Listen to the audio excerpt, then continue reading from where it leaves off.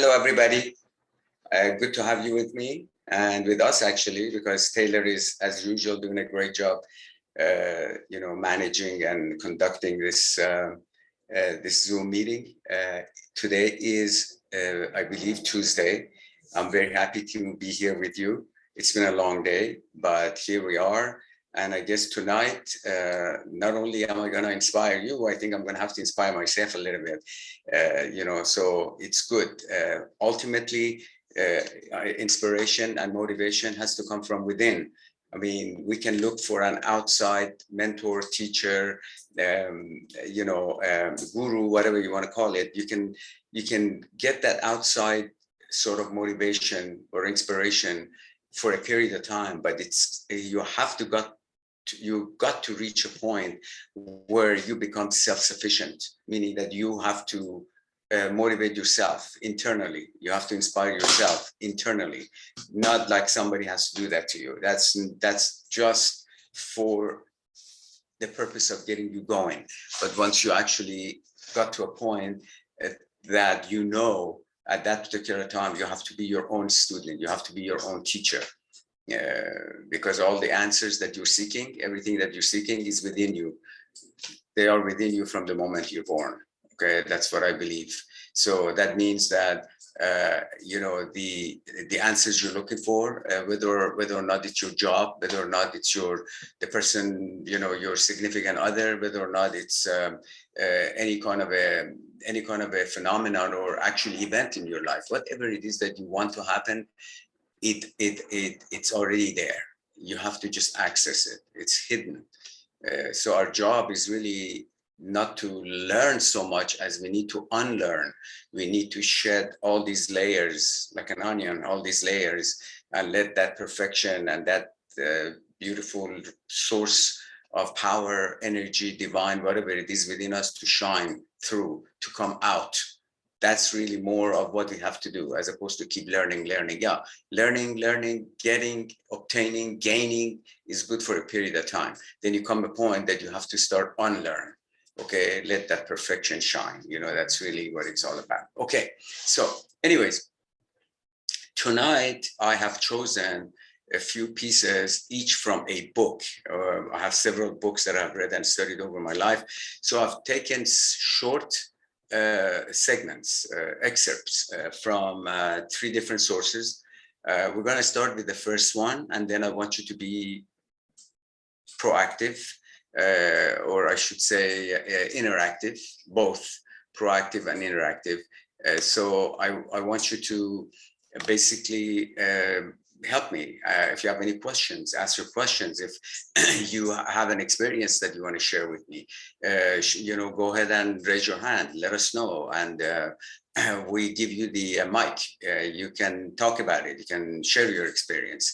I think it's valuable. That's one of the main reasons that I want to conduct this as an interactive forum, because everyone shares. It's like a picnic table. Everybody brings something to the picnic table, and we all kind of share the food and enjoy it. So I don't want it to be a monologue. I want you guys to participate in this thing. Okay, so let's get going.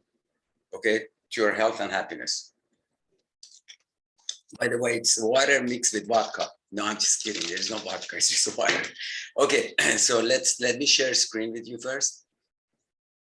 Okay, so let me show you what I got for you. Okay, so this is the first one that I wanted to share with you. This is a poem by a gentleman that I respect a lot, and the name of the person, I'm sure you have heard this poem before. It's by Robert Frost. Okay, who was a very famous, renowned British playwright, poet, philosopher. Amazing. So this is called The Road Not Taken, or The Road Less Traveled. Okay, so I'm sure you guys have heard that expression. I don't know if you've read this poem before, but I do my best to read it. The reason I just put it on the screen so you can just follow with me And if any of you guys want to read this or familiar with it, I'm totally okay if you want to read this poem. Just raise your hand, let me know, and we'll give you the mic so everybody can hear. Is anybody interested in reading this?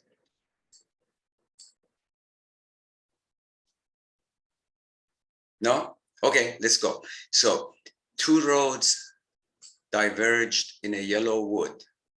I'm sorry I could not travel both. And be one traveler, long I stood and looked down one as far as I could to where it bent in the undergrowth. Maybe I should zoom this for you guys a little bit more. You can see it better. Hold on. See if I can zoom this. Okay. So, two roads diverged in a yellow wood, and sorry I could not travel both. And be one traveler, long I stood and looked down as far as I could to where it bent in the undergrowth. Then took the other as just as fair, and having perhaps the better claim, because it was grassy and wanted wear. Though as for that the passing there had worn them really about the same.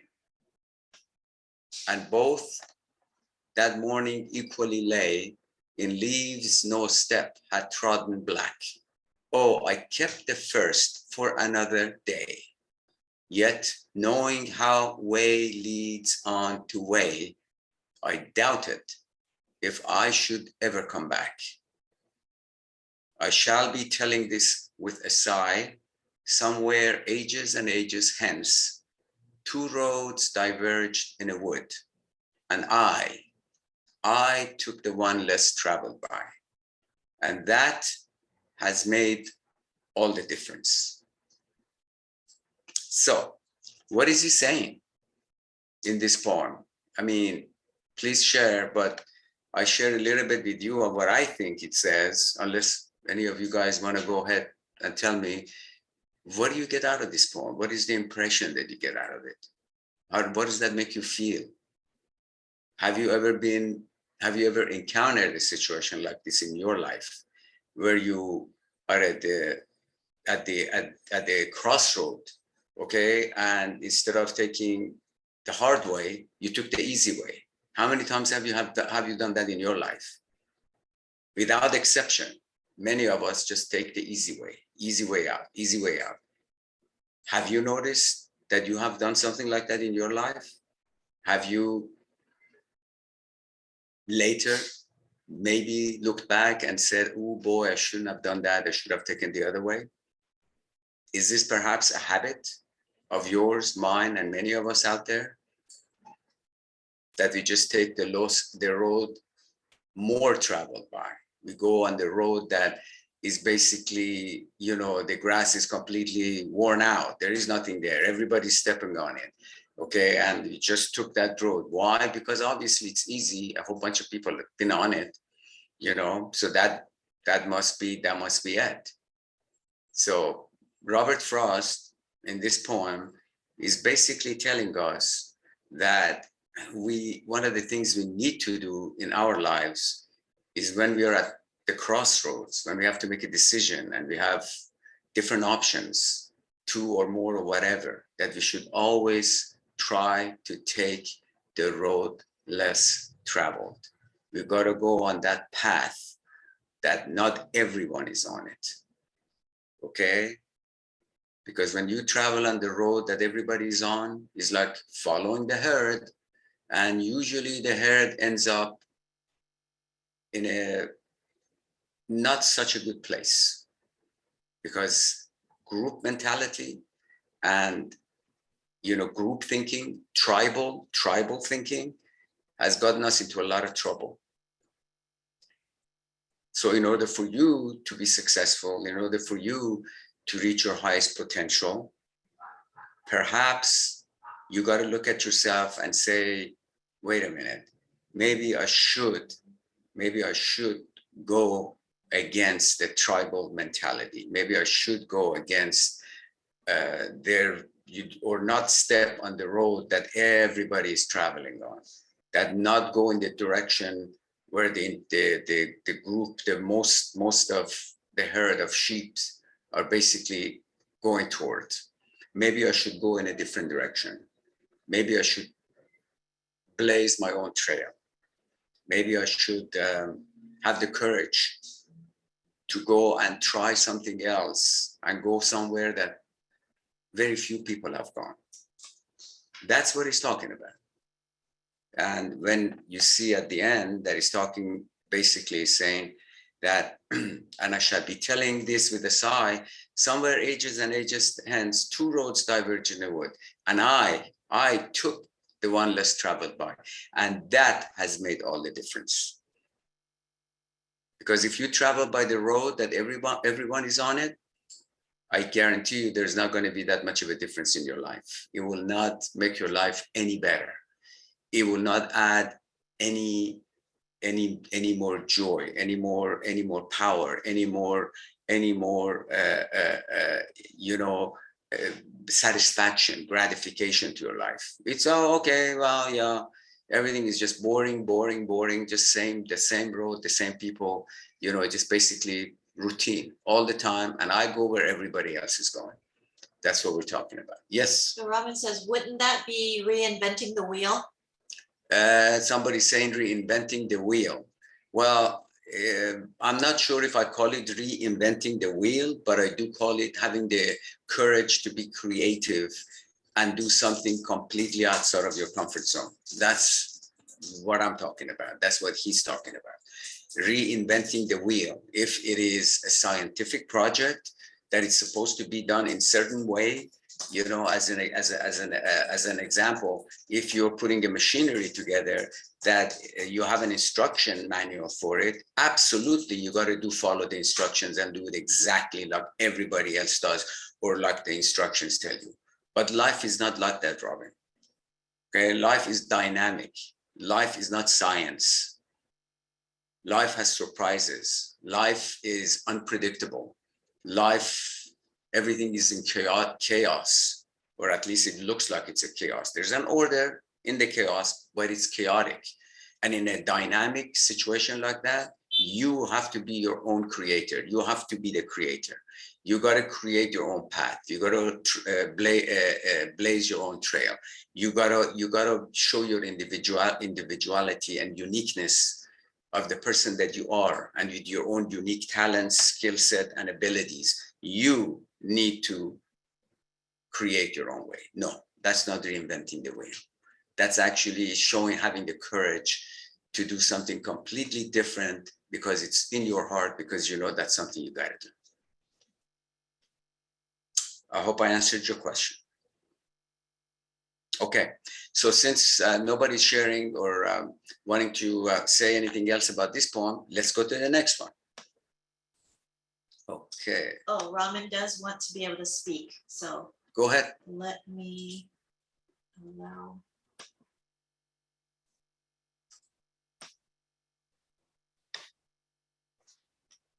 So Raman, unmute yourself.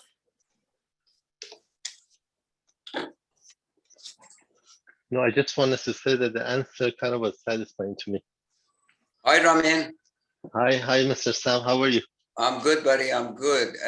I hope I answered your question. Yes, it was satisfactory to me. That's what I meant by when I said yes. That means because you say you answer my question, I say yes. Thank you. Yeah, oh, absolutely. Because you're a very spiritual person. You know how everyone is unique in the entire world. There are 7.5 billion people on the planet. No two people are alike. And that's nothing. We've had probably trillions and trillions and trillions of snowflakes, and no two snowflakes are the same. This is the nature and uniqueness of this universe that God has created for us, or the universe, whatever you believe in. But this is the universe we're in. Everyone is unique. There may be 7.5 billion ways of reaching your spirituality, because everyone has got a different path. And my thought is for you to follow your own path. Forget your teacher, forget whoever is teaching you, forget whatever I say. Just do what Ramin, knows where to go, because no one knows what's in your mind and what's in your heart from it. The only one that knows is you. Not even your wife knows that. Not even your kids, your mother, father, or anybody. The only one who knows what's in Ramin is you. Very fair. Very good Yeah. answer. So no one is going to be able to tell you what to do and what's best for you. You know what's best for you. And if you think you don't know, because it's hidden, because it's like onion, it's like the core of the onion. The layers and layers that you have accumulated over a lifetime that you've been here, they're basically covering and concealing the perfection and the beauty that's within you and all the answers that you have within you, but they're all just covered. That's it. They're being completely, sort of out of sight. You don't feel it, you don't see it. You do feel it a little because you know there is something, but you can't see it until you're able to remove all these layers. Okay. So anyways, this one is this particular short excerpt is from the Tao Te Ching. Tao Te Ching is like 81 pages, and each one is very short like that, but it's got an amazing, universal wisdom in it. It's filled with wisdom. And I'm going to zoom in so you can see a little bit better. So this is the chapter 2. And this guy was a sage. His name was Lao Tzu, and he lived about 2,500 years ago. Nobody knows the exact date, but this has been around for a couple of millennia at least. So let's see what he says.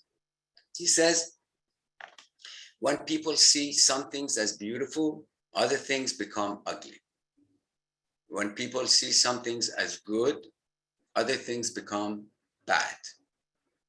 Being and non-being create each other. Difficult and easy support each other. Long and short define each other. High and low depend on each other. Before and after follow each other. Therefore, the master.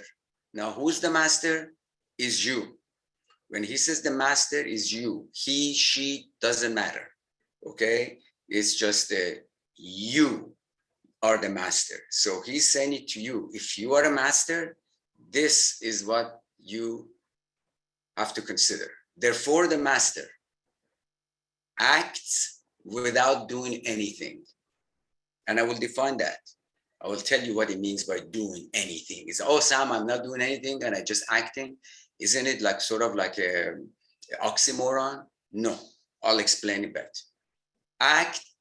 So therefore the master, you act when you get to that point, you reach that point that you act without doing anything, and you teach without saying anything. You're not saying a word, but you're teaching. Things arise and she lets them come. He, she, whatever, doesn't matter. In this particular book, each chapter alternates between a he and a she, because he believed that all of us, the entire humanity, okay, have the potential to be masters, regardless of gender. Okay, so things arise and she lets them come. Things disappear and she lets them go. She has but does not possess, acts but does not expect. When her work is done, she forgets it. That's why it lasts forever. Amazing. Incredible. So I share with you what I know of it, and then you guys feel free to share or tell me what you feel. So he's talking about the duality in life. When people see things as beautiful, other things become ugly. 2,000 years later, Shakespeare said it the same way in a different poetic manner. He said that there is nothing inherently good or bad. It's your thinking that makes it so. Nothing is inherently good or bad. It's your thinking that makes it so. So that's what he's talking about. He's talking about long time ago. He's talking about the duality of life. When you label something as beautiful, then you compare everything to that, and everything else that is not as beautiful or is not beautiful is ugly. Okay? When people see certain things as good, then other things become bad. It's our nature to start to see things in dualistic form as opposed to integrating, because all that we're talking about as far as becoming a complete and a whole human being, and all of us have a journey, because every one of us is this journey, is to be able to integrate the left side and your right side of your brain, to be able to integrate that dualistic on both sides of the scale. So when some things are, when people see some things as good, other things become bad. Being and non-being create each other. He says being without non-being has no meaning. Life without death has no meaning. If it weren't for death, life would be absolutely and totally useless and meaningless, and absolutely nothing would be worth living. It would be one boring life. It would be one mundane, useless life. The only reason life has such a significance, and the only reason being life is so precious, is because there's death. So they depend on each other, life and death, being and non-being, difficult and easy. So again, the two sides of the coin. Again, the two sides of the coin, that dualistic nature of the universe where we live in, okay? Long and short define each other. If you have something short, how can you know if it's short if you don't know what long is? How can you know somebody is short if you don't have somebody, that is 7'2", 7 feet 2 inches tall? How can you know if somebody is only like, 4.5 feet? Because you have the other side of it. So they actually define each other. High and low depend on each other. One without the other is absolutely meaningless. Okay? Before and after follow each other. He's basically setting the stage for you right now, that you understand the dualistic nature of the universe, that everything in this world, if it weren't for all the negativity and the stuff and the evil side in this universe, we wouldn't know what good is. The reason people do good things because they know that there are bad things out there. So this is the duality of life. And as long as you realize that and don't judge it, because he's talking about knowing that difficult and easy support each other, high and low depend on each other, knowing all of that, good and evil, all of that, knowing it is to basically good for you, but not judging it. Because the moment you start judging something good as good or bad, that's when you really pay the price. Because you define yourself as somebody who needs to judge. Okay, you find yourself as somebody who hasn't reached that level of consciousness and awareness, that know that there is basically, you are an observer. This thing is good, you're just going to go do it. And if somebody does anything bad, you just see it, you realize it's bad, but don't judge it. Don't condemn him. Don't criticize him. He's playing his part in the scheme of things. Okay, so therefore the master, he says, acts without doing anything. Have you ever had an opportunity, or have you ever been in a situation when everything flows so good and you're working very hard all day, but at the end of the day, it seemed like you haven't done anything? But you have, but everything that you did was effortless. So when he's talking about without doing anything, means doing things effortlessly. You flow. When you are in the right flow in your life, and you are going in the right with the stream of life, when you're not opposing and resisting their life that is take you in a certain way, then you do things effortlessly.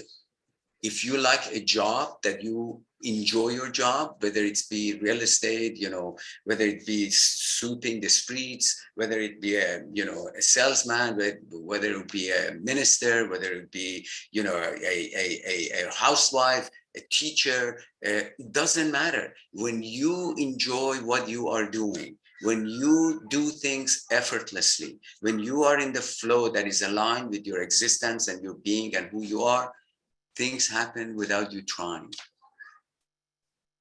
In interview after interview with great sports, legends, because I like sports. I read things about Joe Namath. Some of you guys don't even remember that New York Giants quarterback who won the Super Bowl. I think it was in the sometimes in maybe 60s. Nobody gave him a chance. And when he won, and they asked him, "How did you win?" I mean, nobody thought that you would be able to beat the best team in the NFL. And he said, throughout the game, I didn't play the game. The game played me.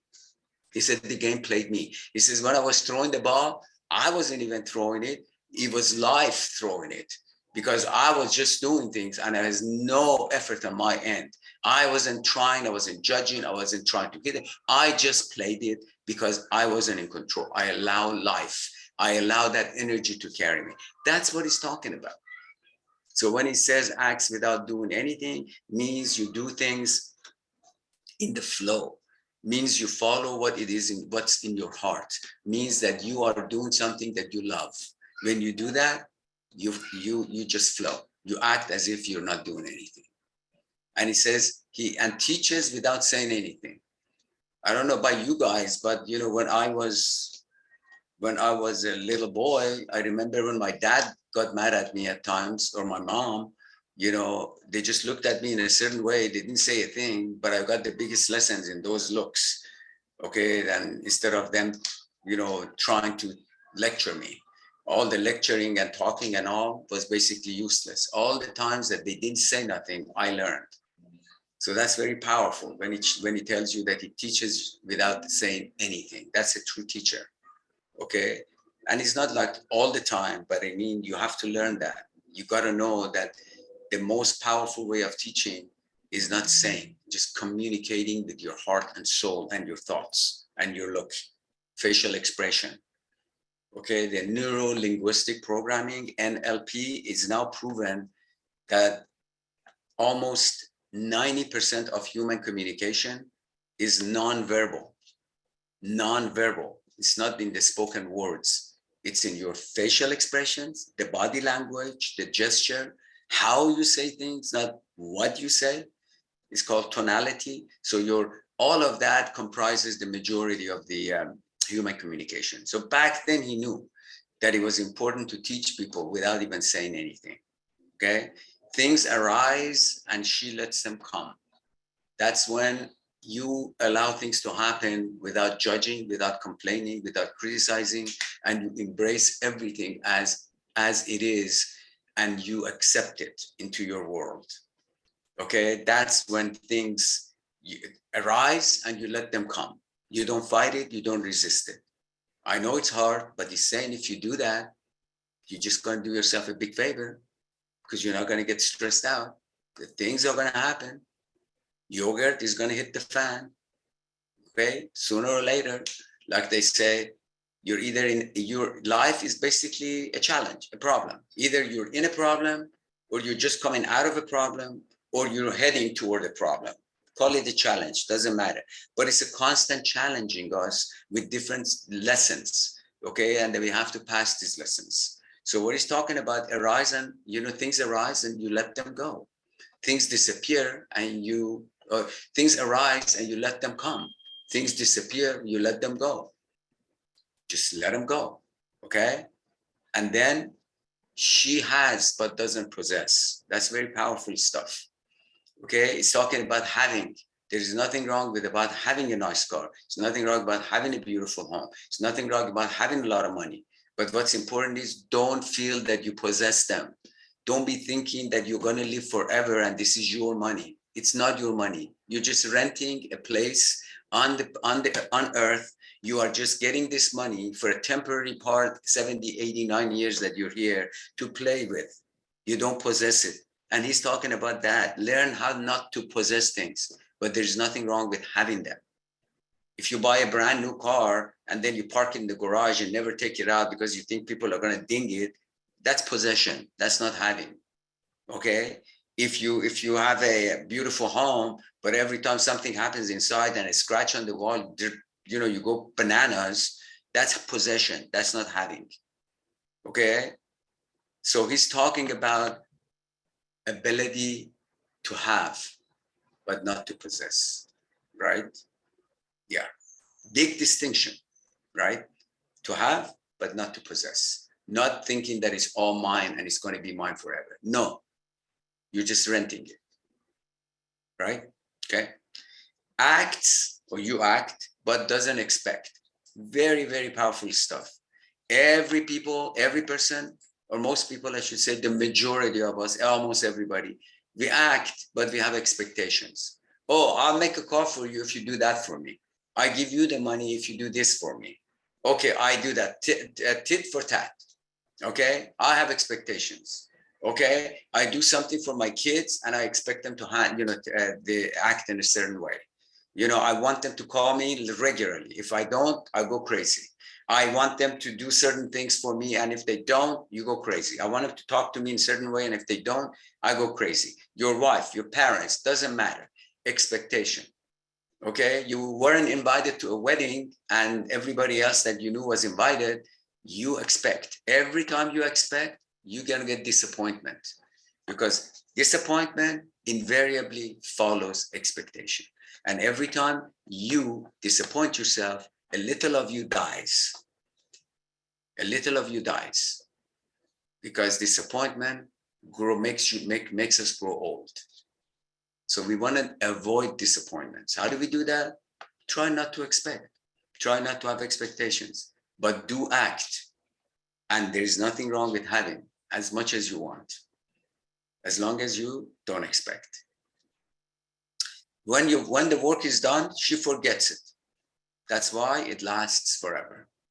And that's the most powerful part of it. When the work is done, everything that you've done it, you act as if it was for you to do, and it's done, and it wasn't a big deal, and forget about it, because you know that next moment is going to be something else coming your way. You don't hang on and to that event, whatever it was. When it's done, if it's done to your advantage or disadvantage, forget it. Whatever has happened in the past, forget it. Short memory. Because if you want to dwell on the past, you are going to ruin your life. The past belongs in the garbage. The future is yet to come. You make the future, but the only way you can make it bright is in the present. That's when the future happens. Most of the people that don't think about the future, they can't handle the future because they cannot handle the present. All of us have been there. I've been there myself. Sometimes you get into it, but you got to be in the present, and that's the best time you can plan your future. Okay, so that's the second one. Any thoughts, any sharing, anything on your end? Have you guys ever experienced any of the stuff that I'm talking to you about? Do you find yourself in situations where you judge people? Somebody cuts you off, you judge, cuss, and curse. All of us are guilty of that. Okay, have you ever been in a situation that you had expectations and then all of a sudden it turned to a big disappointment? Have you been in situations when you label things, that so-and-so is this, so-and-so is that, and not really see the true person and the beauty of that person, and just judge them by the outward appearances? Have you ever been there? If you have anything, go ahead. I'm here. Let's hear it.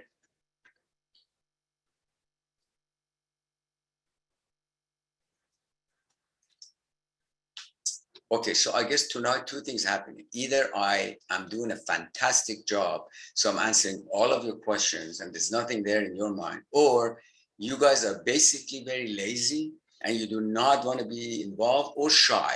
It's either shy or lazy, or I don't know what else, but it's either you or me, or a combination thereof, okay? But if you don't have anything to say, it's okay too. It's not a big deal. I have one other piece that I'm going to go over, and it's about courage. And then, or tired. Yeah. Or maybe you guys are tired, I was tired too before I started talking, but as soon as I started talking and, teaching you guys and teaching myself, because every time I read these things, I learn something. The reason teachers are so good is because they repeat. So repetition is good. Repetition creates certainty. You want to learn something really good? Teach. Okay. The more you teach, the better you learn. Makes sense, right? Okay. So the next one, the next one is, let me see if I can find the next one. Okay, it's right here. All right. So the next one is coming to you from a book of mine that I've got, but I'm going to tell you, I'm not going to tell you much about who the author is or anything. For now, I just want you to read this. Okay, so he says, what is courage? And I'm not going to read the top because he repeats it. Okay, so here, courage means going into the unknown in spite of all fears. So you're going into the unknown in spite of all fears. Courage doesn't mean fearlessness. Fearlessness happens if you go on being courageous and more courageous. So don't be expecting yourself or labeling yourself fearless because, oh, it's so hard to be fearless. Everybody's got a fear. I cannot confront this situation. He's saying it's very unlikely that you or me or most people out there are fearless. It's not fearlessness he's talking about. It's courage. And when you repeat that fearlessness many times, confronting, showing courage and more courage and more courage, ultimately you become fearless. But in the beginning, for most of us, we have basically got to show courage. And he's talking about fearlessness happens if you go on being courageous and more courageous. This is the ultimate experience of courage, fearlessness. That is the fragrance when the courage has become absolute. But in the beginning, there is not much difference between the coward and the courageous person. The only difference is that the coward listens to his fears and follows them, and the courageous person puts them aside and goes ahead. You see what he's talking about? He's basically talking to you about the fact that they're basically the same. The person who's the courageous one and the coward one, they're basically the same. One just doesn't listen to the fear, doesn't listen to all these, nagging, oh, you can't do it, you shouldn't do it, you're gonna fail. Doesn't listen to it, just moves forward in spite of it, regardless, moves forward. Don't be thinking you have to become totally fearless in order for you to be able to do things. No, he's saying you don't need to be. Just don't listen to the fears. This is the fragrance. And then he says, but in the beginning, there's not much difference between the coward and the courageous person.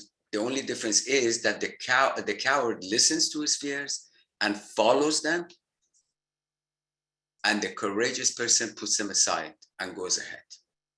The courageous person goes into the unknown in spite of all the fears. He knows the fears. The fears are there, and he steps into it. He basically shows. He basically saying, look, I will go into the unknown, not knowing what is going to happen, because it's going to be fun, because it's something that that will make a difference in my life. Because the moment you do that, it means that you trust life. The moment you do that and you step into the unknown, it means that you trust the process of life. You trust where life is taking you. That means that you, at that particular time, gain an incredible amount of confidence, because that's where confidence is built, when you have the ability to go into the unknown.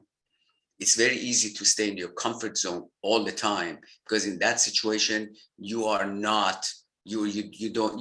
do not show growth. You will not be growing as a human being, and you will not gain any confidence.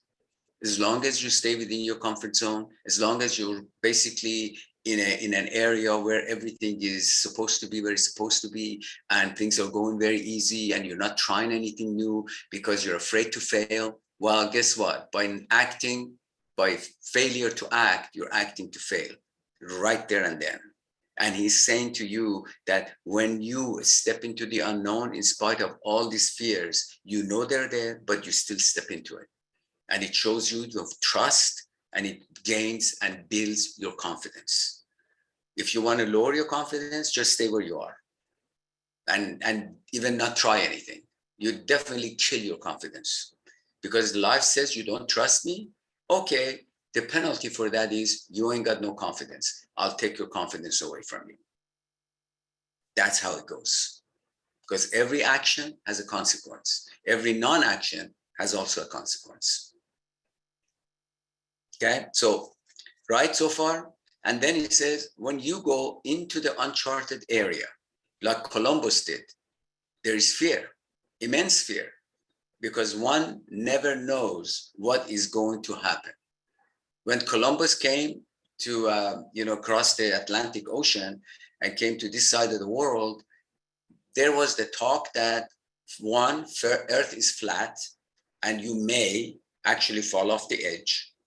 And they were also talking about monsters, sea monsters, monsters in the sea that they basically are there to destroy you, to rip you to pieces, and so many other myths and stuff that the people were dealing with. And in spite of all of that, he says, look, you know what? I'm still gonna go. And he did it. Okay? Does that make sense? I'm pretty sure you understand what he's talking about. Immense fear, but is going to happen. You are leaving the shore of safety. You were perfectly okay in a way. Only one thing was missing: adventure. Do you think life is an adventure, or is it supposed to be boring as hell? If it's supposed to be an adventure, you got to do new things. You got to go new places. You got to meet new people.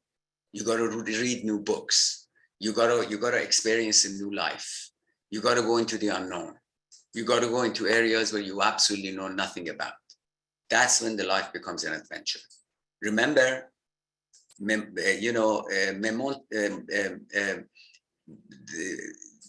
all going to die. We're not going to be here forever. And if people knew how fast they'll be forgotten when they die, they would never care for the opinions of others when they're alive. If they knew how fast they'd be forgotten when they die, they never give a damn about what other people think about them. But everything's, oh no, first, I'm not gonna die. And two, if I die, everyone is remembering me. Are you kidding me? Once you're dead, you're forgotten. So I'm dead, I'm forgotten. Just like that. So should we care about what other people think? To hell with them. Just go ahead and do what you're supposed to do. Take adventure, enjoy your life the way you want to. Because they wouldn't give a damn about you. And it's unfortunately the hard truth. Okay? But knowing that, it should give you tremendous amount of motivation that I should be fearless, that I should step into the unknown, I should follow my path, I should make those calls, I should make those investments, I should act, I should do things, I should not sit in my safety zone and my comfort zone. Right?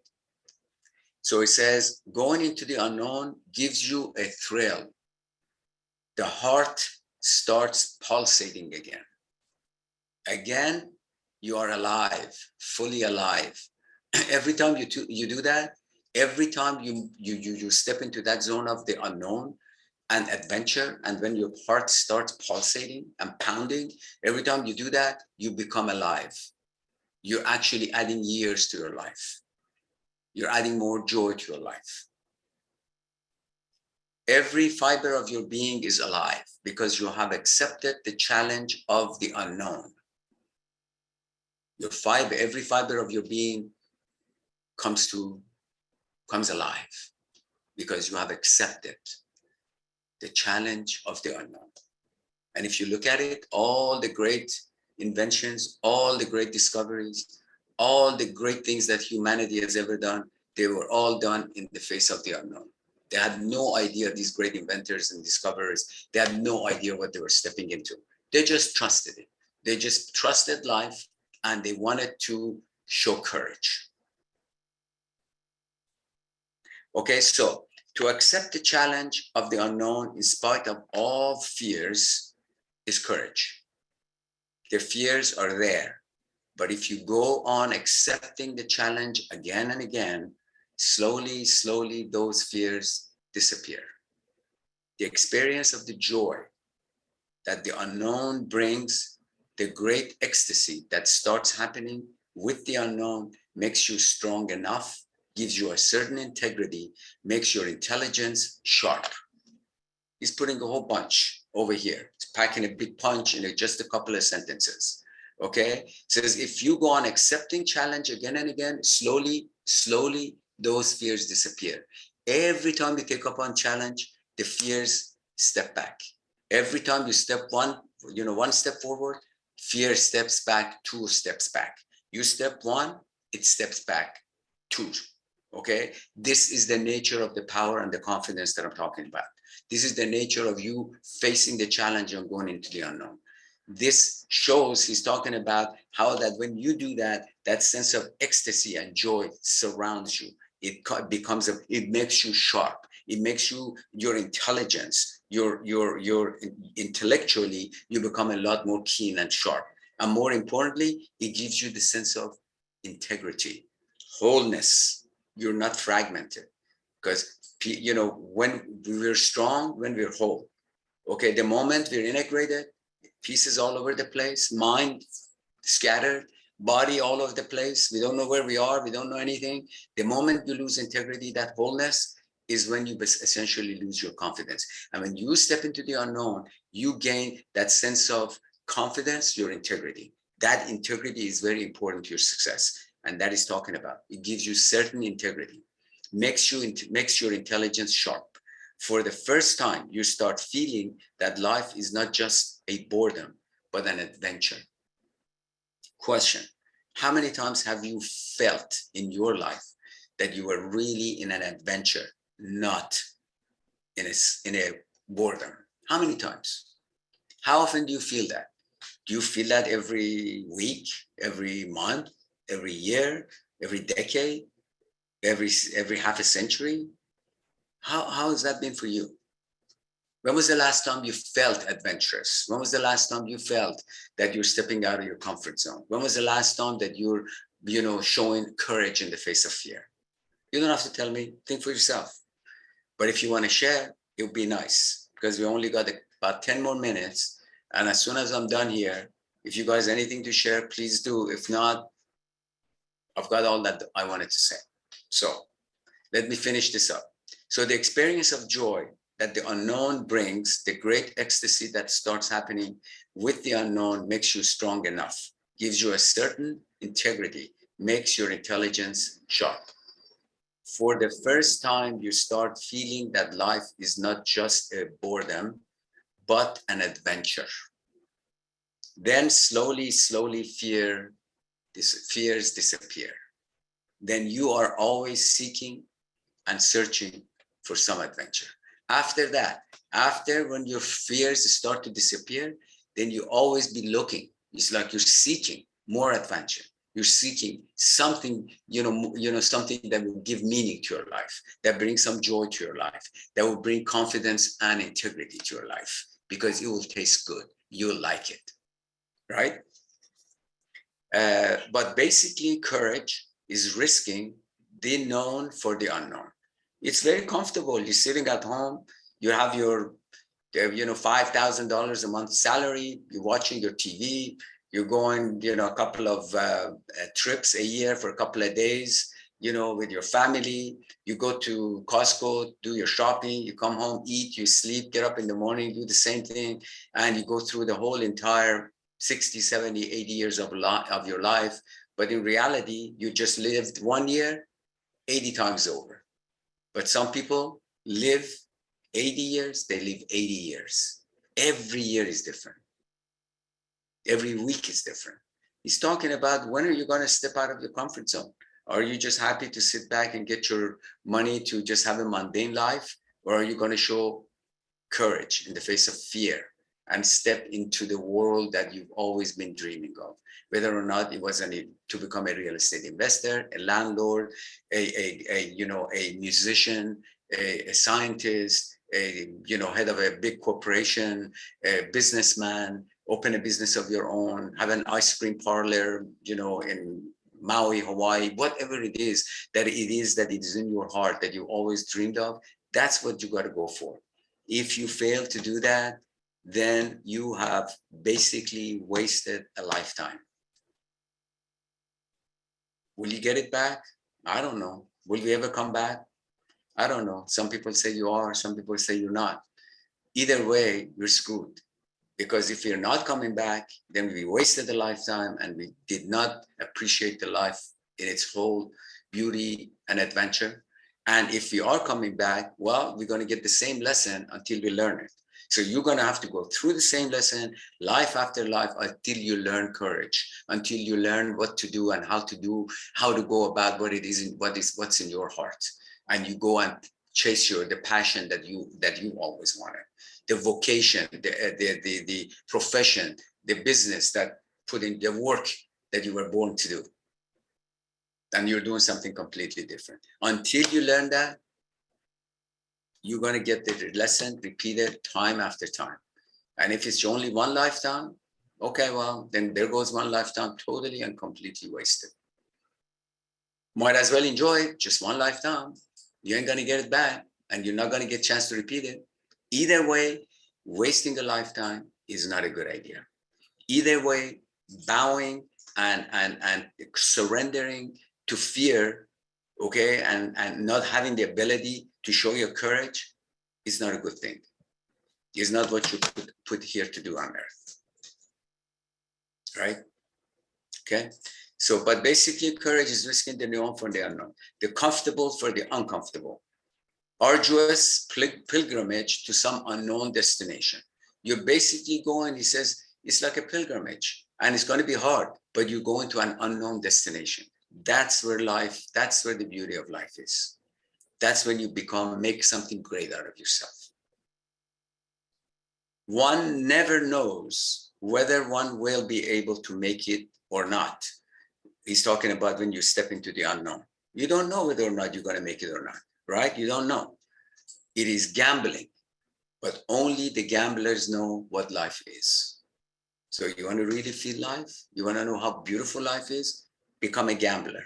Not at the casino, not in Vegas, not in Chumash Casino, but in the casino of life. That's where you're supposed to gamble, at the casino of life. They say there are three types of people in life. The ones who are at the table playing the game, the ones who are watching the players play the game, and the majority of the people don't know what the hell is playing, what the hell is going on. Which category do you want to be? At the table, rolling the dice, playing live, watching others have fun and you just watch them like on TV, or be the group, the majority of the people out there, they don't know what the hell is going on. Completely lost. I hope you're not in the last category. I hope at least you're in the middle category and approaching the table. I hope so. That's it for me. Any questions, any sharing?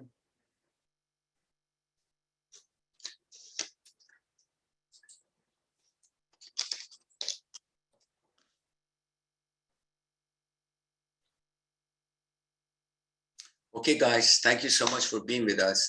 If you have benefited from what I just talked to you about, I would appreciate hearing from you by email, me or Taylor at samsreclub.com. Let us know if there was something that you enjoyed, it helped you open your eyes, made a little bit of difference in your life. That was my mission all along, that I wanted to do these series to bring a little bit of light, of knowledge, and awareness and consciousness to your life. And hopefully I've been doing that. And hopefully I hear from you. Thank you again for being with me. It's about almost an hour. And if there's anything else I can do for you, let me know. We're here to help you. Thank you so much. Thank you, Taylor. Good night. Have a great evening.